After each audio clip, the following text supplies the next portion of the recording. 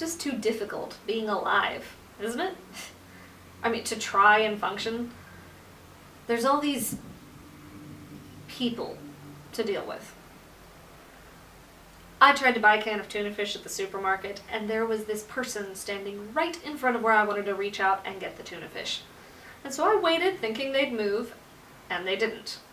They were looking at the tuna fish cans too, although they were taking a really long time about it. They were reading the ingredients on each can like it was a book. Pretty boring book if you ask me, but nobody has. So I waited a long while, and they didn't move.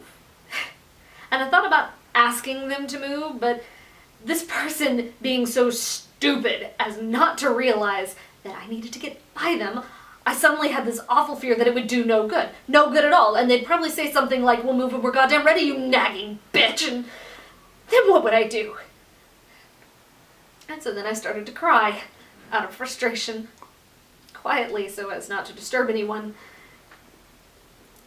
And still, even though I was softly sobbing, this person didn't seem to sense that I needed to get by them to reach the goddamn tuna fish, because people are so insensitive, I just hate them. And so I balled up my fist and brought it down real hard on the top of his head, and I said, "Would you kindly move, asshole?"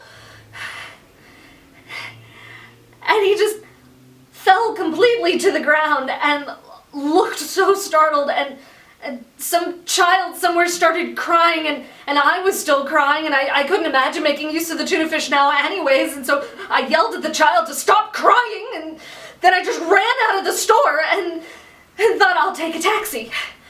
I'll take a taxi to the Metropolitan Museum of Art. Because I need to be surrounded by culture right now. Not tuna fish.